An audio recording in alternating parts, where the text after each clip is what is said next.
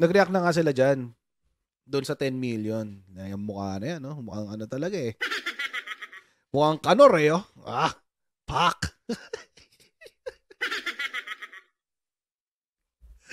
Yan. Mukhang kanor.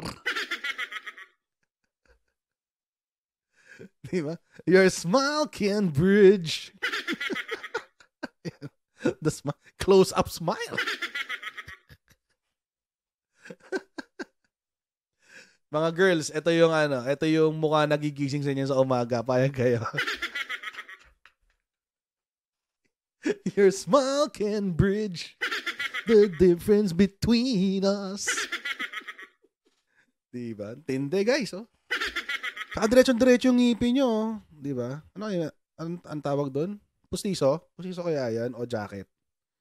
Or veneers? Di ka veneers? Baka veneers na yan. Nagtatawanan yung mga babae dito sa chatroom natin, no? Ba't kayo tumatawa, ha? Ayan, diba? Hindi, oh. Yeah, no? Pogi. Guwapigs. Ngiting wagi, eh.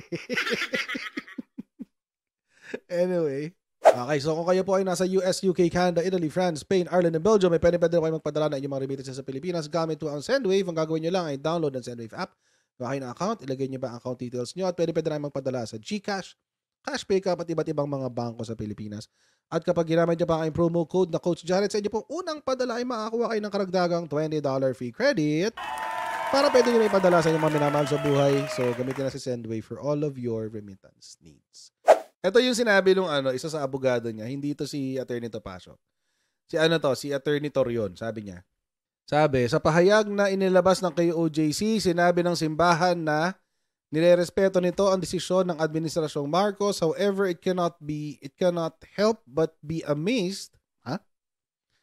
Wait, baka I cannot help.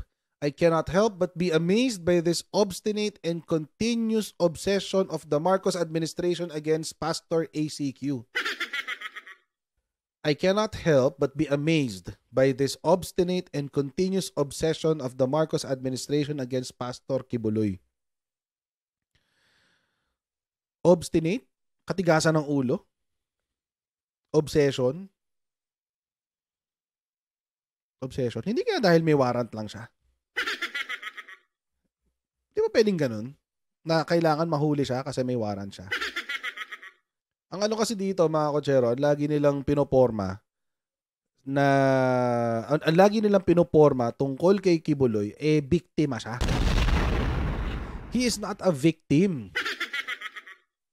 Baka nakakalimutan, wag ho nating kalimutan yung mga kaso niya sa Pilipinas. Pilipinas muna, qualified human trafficking. Number 1. Human trafficking. Ibig sabihin, gumagamit siya ng tao, pinapagtrabaho niya yung tao, tapos kukunin niya yung pera na kinita ng tao. Yun yung qualified human trafficking. Number 2, kaso niya, child sexual abuse.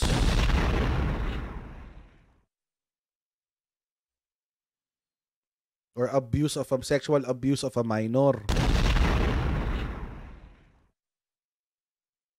Yung sexual abuse nga, masama na. Pero yung abuse of a minor, mas masama ho yun. At may kaso siya na matitindi. Sa Pilipinas pa lang yun. Wala pa yung sa States. Yung sa States, money laundering. Human trafficking din. Sexual abuse din. At multiple counts yun. By the way, yung mga sinasabi kong kaso, parang, ay lang ba ako siya? Isa lang pala eh. 2 lang pala, 3 lang pala. No. It's multiple counts of these. Multiple counts. Ibig sabihin, ilang beses na ulit-ulit. So, mga kotsero, ganito lang naman yan. Simple lang naman ang logic niyan eh. May naghabla, nakita ng prosec, dinala ng prosec sa korte, si judge nagbigay ng warrant dahil nakitaan niya ng probable cause. May warrant, dapat hulihin or dapat sumuko. May warrant ka eh. Ayaw mong sumuko, dapat kang hulihin. Ganun lang kasimple yun. There's no ifs or buts. Wala nang gray area yun. Simple lang. May naghabla, may nagkaso. Yung kaso, dinala sa piskal. Sabi ng piskal, o sige, pwede natin iangat sa korte to. Dinala sa korte. Tinignan ni judge. Sabi ni judge, o sige, nakakita ako ng probable cause. Maglalabas ako ng warrant. O, ito na warrant of arrest mo. O, may warrant of arrest na. PNP. O, hulihin nyo na, PNP. Kailangan nang makuha sa jurisdiction natin yan. May kaso to. Anything outside of that, lahat ng sasabihin sa labas nung proseso na yon, mga kotsero, panlilin lang na yan. Ulitin ko. Lahat ng sasabihin ng kahit sinong tao na labas doon sa sistema na yon, panlilin lang na yun. Tulad nito. Panlilin lang na yan. That's lawyer talk. So mga kotsero, ganun lang kasimple yun. Ang nagko-complicate lang nito, sila. Sila lang kumo-complicate niyan. Nagre-raise sila ng kung ano-ano. Nagre-raise ng kung ano-ano. Nagre-raise ng kung ano-ano excuse. Ang nagulat ako, mga kotsero, nung sinabi nila to, itong part na to. Si attorney, ito na yung sinabi ni Attorney Topacio. Ano yun? Ayan. Sa panayam, sinabi ni Attorney Ferdinand Topacio na ang pag-iwas ni Kibuloy sa mga warrant ay not entirely without precedent. Sabi niya. Wala pa raw hindi raw yan walang basis o walang pinanggalingan o walang history. Kasabay ng pagkukumpara kay dating Senador Panfilo Lacson na nagtago dahil sa murder cases na kalaunan ay ibinasura ng Korte Suprema. Yan na tayo. Senator Panfilo Lacson, pareho lang daw kayo ni Kibuloy. Payag ka ba nun? Active pa naman sa Twitter yan si Senator, former Senator Lacson. Active pa naman siya dyan. If a person who is subject of a warrant feels he cannot get fair and impartial justice under our present system of government, under the executive, then, while I do not condone it, buti sinabi mo to, Torny, kasi baka may mga ibang tao may interest na ipadisbar ka, gamitin to against you.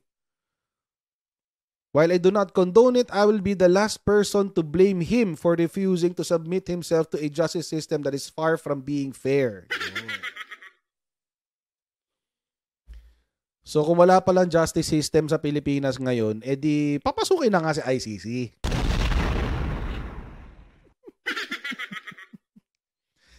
Hindi na pala fair and just ang Pilipinas ngayon eh. Edi papasukin na si ICC. Ganun pala eh. Hindi fair ang justice system sa ilalim ng Marcos administration. Pasok, ICC. Lalo mag-iiyakan itong mga Duterte Balaura supporters. Anyway, ito yung sinasabi ko, no. I mean, naiintindihan ko yung passion. Yung passion ni Attorney Topacio na ipagtanggol yung kanyang kliyente. Gets ko yan kasi syempre abogado siya eh. Nasa CPRA namin yan eh. CPRE. Code of Professional Ethics. Sana medyo mas inano pa niya, mas kinlarify pa niya. Kasi tulad niyan, parang ang dating ngayon, so okay lang pala. Hindi naman pala labag sa batas yung magtago ako eh. Sana pag-ingatan nila yung ginagamit, yung pagsasalita. Kasi tayong mga mangmang, ang pangit ng impression na parang sinasabi na hindi okay lang magtago ka. Eh kahit sinabi mo na while I do not condone it, etc. etc. It doesn't matter. It doesn't matter. Kahit sabihin po mong while I do not condone it. Bakit? Kasi sinabi mo na eh. Basta feeling mo magkakaroon ng injustice. Pwedeng wag mo nang pwedeng Huwag ka na sumuko. So paano nila sasabihin na fugitive of injustice si Kibuloy? Wala naman silang ginagawa eh. Maghapla na sila sa magpa-rule, Rule 45. Punta na sila sa sa CA. Reklamo nila yung yung magpa-petition for review on certiorari sila. Hindi, petition for certiorari pala. Yung yung warrant mismo, doon nila questionin sa CA. Kaso, regardless mga kotsero, ito kasi yung sa akin dyan. Regardless, as officers of the court and as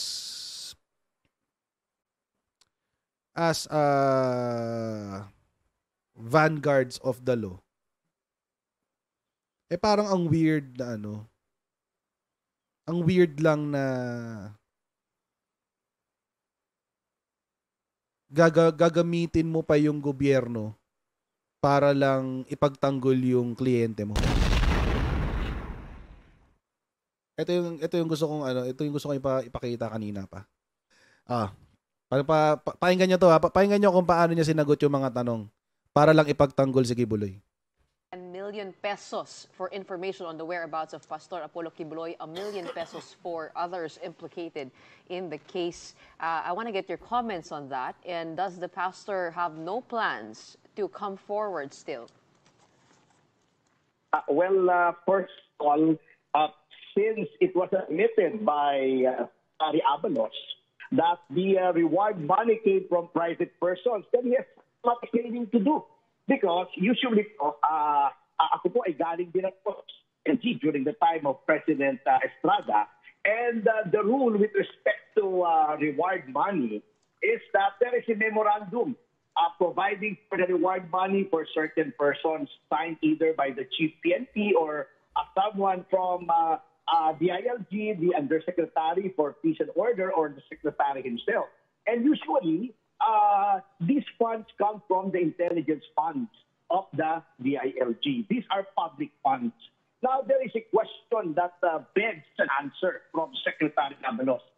Why are private funds being used to provide reward money for the arrest of Pastor Kibuloy? Bakit po pinatulan ito? Why am I asking this? Because the reason why intelligence funds, which are public funds, are used for reward money is to provide a better field in the implementation of arrest warrants.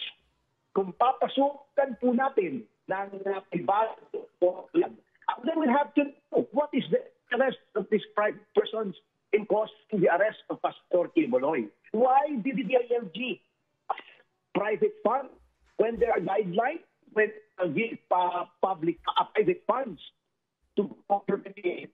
Is there a lack of intelligence funds? And the source of funds have to be under the law because we have to know the motivation for these people raising funds. So yung po ang number one dyan.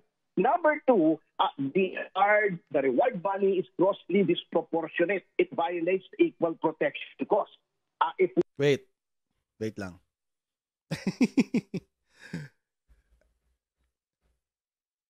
Ano yung sinabi kanina? Parang daw? Bakit daw kumuha ng private funds?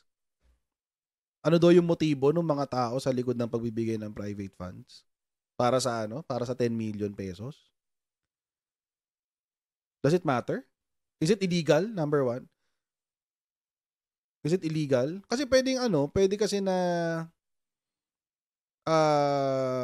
wala dun sa rules niya. Pero wala dun sa hindi wala eh. I want to know if it is not allowed under the rules. Yun yung gusto ko malaman eh. Hindi yung kung wala siya sa rules. Yung gusto ko malaman kung hindi ba siya allowed sa rules. Hinahanap ko rin yung yung rule, yung guidelines kanina, hindi ko makita eh. yung guidelines tungkol sa bounty and rewards ng DILG. Wala akong nakitang reference. So I'm only basing this doon sa sinabi niya ni Attorney Topacio kanina. So I want to know. I want to know if the use of private funds as bounty or reward money illegal or against the rules. Alam niyo kung bakit? Kasi kung halimbawa ako, nawalan ako ng anak at yung anak ko gusto ko mahanap na mas mabilis at sasabihin ko, magbibigay ako ng 10 milyon sa taong makakahanap ng anak ko. I'm a private person. Is it illegal? Illegal ba yon? I don't think so. Ako, on my own, bawa, nawala ang anak ko, gusto kong makita ang anak ko, magbibigay ako ng pabuya sa makakita. I'm a private person. Is it not allowed under the rules of DILG na magbigay ako? Or halimbawa ganito, yung anak ng kaibigan ko yung nawala. Sabi ko, sige, tutulong akong mahanap ang anak mo, mabibigyan ako ng reward. Pag nakita yung anak mo, ako mismo magbibigay ng reward sa makakakita ng anak mo. 10 million. Is it illegal? I just want to understand. Gusto kong maintindihan yung logic na gusto kong ipakita ni. Naiintindihan ko kasi yung sinasabi ni Attorney Topacio na ang reward usually nanggagaling yan sa confidential fund or intelligence funds rather. Pero doon sa intelligence funds, mga kutsero, naka-indicate din doon yung kung saan mo gagamitin, anong klaseng rewards. Yung pambayad mo ng information, pambili mo ng information, pambili mo ng maraming mahabang listahan yun. So pwede rin naman doon. Pero ang tanong ko nga is this, is it not allowed? Is it not allowed? Is it illegal? Is it meron bang batas na nagsasabi na bawal gawin yun? Kasi kung questionin natin yung motibo nung nagbigay, parang it's pointless. Ba't mo questionin yung motibo nung nagbigay? Yung question dito, dapat hulihin si Kibuloy, hindi naman yung, di ba? Meron bang again, babalik tayo dun sa question meron bang invalid na warrant? Kung invalid yung warrant, di dapat talaga hindi siya hulihin. Di ba? Kung invalid yung warrant. Bawal bang magbigay ng reward? I don't think so. Tapos ito, yung grossly disproportionate. At the recent reward money is being given to individuals last May, 1.9 million. Only 1.9 million was shared by 10 informants. And these 10 informants gave information that led to the arrest of persons accused of murder, rape, and even terrorism. Members of the Terrorist New People's Army. Why is Pastor Kibuloy being given a bounty of 10 million when the crimes are practically the same as murder, rape, etc.? This is violative of the ang pangit nun protection. Parang ang pangit nun When the crimes are practically the same as what? Rape, murder, ganto-ganto, ganyan-ganyan. Parang ayoko nung sinabi na yun ni Attorney Topacio. So, dapat lahat ng charge with human trafficking, 10 million dapat. Lahat ng charge with rape, 10 million. Pag terrorism, dapat 1 million yan because terrorism yan, organized crime yan. So, it violates also the equal protection of the Constitution. Plus, it prejudices it creates an image in the mind of the people that is already the most guilty person in the country because it's a why is 10 million terrorists only get less than 1 million pantang. Ikaw na lang nagkasabi niyan, Torney. Totoo. Siya na lang nagkasabi nun. Unang-una, mga kotsero, kung hindi naman illegal na magbigay ng ng tawag dito, ng reward, kung hindi naman illegal, ako nagsabi. Akong donor ang nagsabi. Ako mismo ang bibigay ako ng 10 million. Who are you to dispute that? Who are you to dispute that? Ako yun ang sabi. Hindi naman magagaling sa pera ng bayan eh. Pera ko. From my own pocket money. Pocket money? Pocket money lang, 10 million. From my own pocket. Sa wallet ko mismo manggagaling, 10 million. How is that grossly sabihin pa sa akin ni Sek? Hindi pwede. Grossly disproportionate yan. Baba mo mga 2 million lang. Diba? Doesn't make sense. I mean, again, I'll just charge this to the zeal and excitement and passion of Attorney Topacio sa kliyente niya. Pero, diba? Ang weird. Charged with multiple murder has a bounty of only 3 million. Bakit 2 million din si Bantag? Bakit si Peta hindi 1 million? Hindi ka magpantay-pantay. Ay, hindi kaya itong instead of Israeli. Tsaka hindi mo rin pwede ipantay-pantay kasi hindi naman, magkakaiba naman yung mga tao. Si Kibuloy has the capability to be a fugitive. Bakit? May billion yan eh. May kapasidad yan na maging pugante. Kaya nga magtago ng long term. Yung mga in-identify kanina ni Attorney Topacio, mga member ng CPP, NPA, etc. Mga small fries yun eh. Mga small fries yun. At saka hindi lang naman si Kibuloy ang nagkaroon ng 10 million pesos na bounty. Hindi naman maliit na tao si Kibulok. Hindi naman maliit. Diyos ko naman. At saka private money nga. Kung ako nagsabi, 10 million para sa ulo ni Kibulok, ako bahala. For the Senate. So we have to put these things into consideration. Attorney, hi, you're coming in a bit choppy. I'm not sure if you can hear me well, but having said all of that, does that mean walang balak si Pastor Kibuloy na mag-surrender? All of these things are immaterial. In fact, since there is such a huge amount of discrimination. All of these things, yung sabi niya, ang tanong sa kanya is, wala bang balak sumuko si Kibuloy? Ang sagot ni attorney, all these things are immaterial. Hindi ba it's material to the conversation? Importante yung pagsuko niya. Kaya nga siya may 10 million kasi ayaw niya sumuko eh. Paano naging immaterial yun? Hindi, kasi alam niyo siyempre batikan ng abogado yan si Attorney Topacio. As a lawyer, lalo na pagkausap mo mga ganyan, mga lay, you have to learn how to dominate the conversation. You have to dominate the conversation. Ikaw yung magdadala sa usapan, ganun. Hindi ikaw yung magpapadala. Ganun ang ginagawa ngayon ng Attorney Topacio. Siya yung nagdadala sa usapan. Hindi natin pag-uusapan yung pagsuko. Pag-uusapan lang natin yung kawalanghiyaan ng 10 million pesos na yan. O tinitira talaga ng gobyerno eh. Kasi gobyerno yan eh. Kahit sinabing private.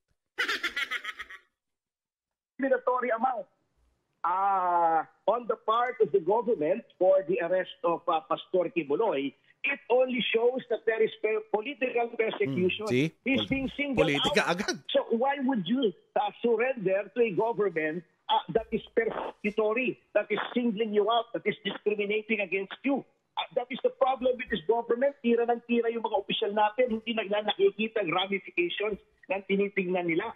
This administration has become an administration that ignores the rule of law and tramples upon individual rights. Hiyang-hiya naman ako sa mga pinapatay ni Digong. Tapos pinagtatanggol nyo pa. Alam nyo kung ganito nga, let's build, paniwalaan na lang natin sinasabi ng mga DDS tungkol sa justice system ng Pilipinas. Wala nang justice system ang Pilipinas, guys. Maniniwala na ako dun.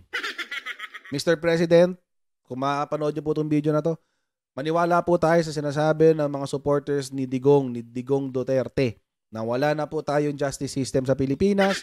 Papasukin nyo na po ang ICC sa Pilipinas, parang awaan nyo na. Wala ho talaga, wala hong justice system sa Pilipinas. Oh. Wala ho talaga, papasukin nyo na ho ang ICC sa Pilipinas. Let me respond to the 2 points you raised earlier. Number one, that the reward money is grossly disproportionate to his crimes. Let me just also remind everyone that Apollo Kibuloy is being accused with a long laundry list. It's been charged, not accused, been charged with a long laundry list of crimes, serious non-bailable offenses, including child abuse, sexual abuse, qualified trafficking, and exploitation. So I don't think there's an argument to... So is Bantag. So is Right. steroids that so many people, they're on par. Right. Sumisigaw na. Galit na yarn. But There is even a member of the MILF that only had a bounty of 1.3 million pesos. So ang akin, gawin nilang 10 milyon, gawin nilang 100 milyon, Attorney. gawin nilang 10 milyon lahat. Attorney. Hindi pwedeng gano'n. Right. I'm sure... Nag-breakdown si attorney. Nakakatawa yung gobyerno nito eh. Right. Nag-breakdown na si attorney Topacio. Kalma lang, Torny. Kalma lang. Hindi naman. It's part of the job, Torny. Kalma lang tayo. Kalmahan lang natin kasi. Right. But I'm also sure that you're well aware that the reward money is it's in their discretion, right? In much the same way that bail, the amount of bail that one can post is also in the discretion of the courts. The reward money is also in the discretion of the officials. So it's not our place to question it. The discretion is not unfettered. In a Republican system of government, in a constitutional system of government, there is no such thing unfettered, unlimited discretion. There are rules of equal protection. There are rules as to full disclosure on matters of public interest. Right. That is why I'm challenging Secretary Abalos, who are the people who are so interested in Which brings us... Pastor Kibuloy to neglect all other heinous crimes, so there are so many heinous crimes. Wait. So is this an admission na si Kibuloy is guilty of these heinous crimes? Torny, kalmahan mo lang kasi. Hirap i-interview ni Atty. Masyado emosyonal. Na nagsasalita tuloy ng mga bagay na hindi niya dapat sinasabi. But anyway, ano nga yung rules? Is it illegal? Number one, is it illegal? And when you say it's hindi pwedeng unfettered, kailangan merong susundan mo yung rules on equal protection and etc. etc. Okay, so alin dun? And does it apply? Kasi yun yung yun yung sasabi ko, lawyer talk guys eh. Yung lawyer talk, yung magsasalita ng mga bagay na sadyang hindi natin naiintindihan dahil mga abogado lang nakakaintindi. Sinasabi nila yon para, kasi alam nila na na hindi naman naiintindihan yan eh. Kaso, yun nga lang, sinabi niya, equal protection, ganyan. Okay. So, is it an admission na kailangan talaga niyang magtago dahil meron talaga siyang dapat pagtaguan? Yun lang naman yung tanong eh. Susuko ba o hindi? Tapos dinala niya sa 10 million. Di ba? Yung magno na Israeli at saka yung beauty queen, bakit hindi 10 million din ang reward? Oh, but nahuli na yon, Torny. Nahuli na yung pumatay doon sa Israeli at sa beauty queen. Wala na yun. Nahuli na yun eh. Sayang lang ang balagyan yung reward. Kahit gawin na nilang 100 milyon, 500 milyon, 1 billion, pantay-pantay. Lahat 1 billion ang reward. Attorney, let's not forget, he is on the Interpol list. Triggered si Atty. Topacio. I mean, one of the most wanted by the US FBI as well. So we're not talking about a small-time, small-time charges here, right? We're talking about an international fugitive. So you are saying that our government is subservient to the federal bureau. No, there's no. Uy, taken out of context yung sinabi ni ate. Taken out of context. Taken out of context yung sinabi ni ate. Layo. Ang layo nun. Ang layo. Ang gusto lang naman sabihin gusto lang naman sabihin ni ate, hindi siya maliit na tao, kaya ganun kalaki yung halaga. Hindi siya maliit na tao. Kaya ganun kalaki yung halaga nung tao dito. Nung kanyang reward. Tapos biglang sasabihin, bakit? Tayo ba nasa ilalim na ng mga kano? Ha? Tayo ba nasa ilalim ng mga kano? Ganon? Ha? Yuck. We're talking about subservience. Nagsisigaw na si attorney. Wanted by the FBI. I cannot make a request for extradition. There is no such request for extradition. Hindi tayo ng buhay natin. At tawag tayong magpapadala. Isa ng estado ng Amerika na. There is Attorney Topacio. There's no talk of any subservience here. What I'm just pointing out is the gravity of the charges that he's facing. Typical sa typical sa mga Duterte Balahura supporters yan eh. Yung kapag may sinabi ka, tapos dadaling ka sa ibang topic. Typical. Ganun lagi yan. Oo. Diba, pag ang usapan, sinita mo si China sa West Philippine Sea, sasabihin lang, bakit si Vietnam? Ganyan, di ba? Pero usapan ba si Vietnam? Hindi naman, si China, di ba? Ito, parang ganyan. Kasi si Kibuloy, hindi naman siya maliit na tao lang eh. May kaso rin siya sa abroad. In fact, meron nga siyang kaso sa States, ganyan. Bakit? Subservient na ba tayo sa Amerika? So, ako mga kotsero, I will not fault Attorney Topacio for vigorously defending his client. Hindi ko siya pupulaan nun. Pero, parang hindi pa nakatulong tong interview na to para makumbinsi ang taong bayan na suportahan si Kibuloy. Diba? Parang hindi lalo natumbok eh. Hindi nakatulong talaga. Walang contribution. Nag-meltdown pa siya doon sa interview. Anong oras ba yung interview na yun? Baka umaga, di ba? Baka hindi pa nag-aagahan siguro si attorney. Kaya mainit ang ulo, di ba? Hindi natin alam. Pero, hindi maganda yung interview, guys. Hindi maganda yung interview. Pero definitely, for sure mga kotsero, yung 10 million pesos na reward got under their skin. Takot sila ngayon dyan sa 10 million na yan. Alam nyo kung bakit? Kasi mga kotsero, may kakagat dyan.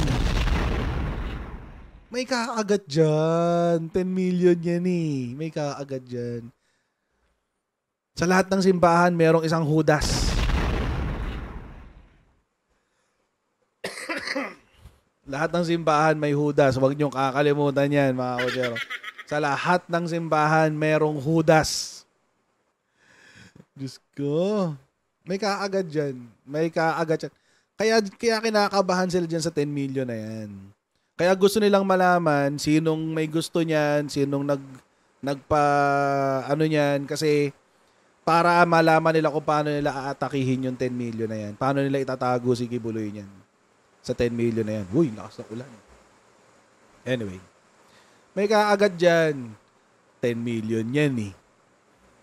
Diba? Pinag-usapan nga natin kahapon eh. Sa 10 million, may bahay at lupa ka na. May sukli ka pang 2 million. Diba? Kung sa medyo may bandang Cavite ka pa bibili ng lupa, medyo mas mura pa doon ng konti. May tira ka pa, may 5 million mo, bahay at lupa na. 2 million para sa sasakyan. Di may 3 million ka pang tira. Diba? Hindi na nila makokontrol ang tao sa paligid ni Kibuloy. Dahil dyan sa reward. Kaya kabado sila dyan. Abado sila dyan. Let's paniwalaan na lang natin sinasabi ng mga DDS tungkol sa justice system ng Pilipinas. Wala nang justice system ng Pilipinas, guys. Maniniwala na ako dun. Mr. President, kung makapanood niyo po itong video na to, maniwala po tayo sa sinasabi ng mga supporters ni Digong Duterte na wala na po tayong justice system sa Pilipinas. Papasukin niyo na po ang ICC sa Pilipinas. Parang awan niyo na. Okay, sige, I'll see all of you tomorrow, guys. God bless you. Bye.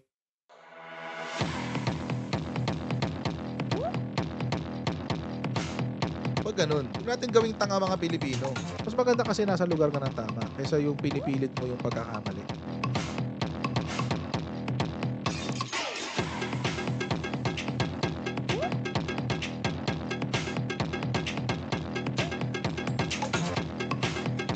Are they willing to go that far? Hindi makakalimutan ng Pilipino yan hanggat di nasasagot niya. Sino ngayon nagsasabi ng totoo?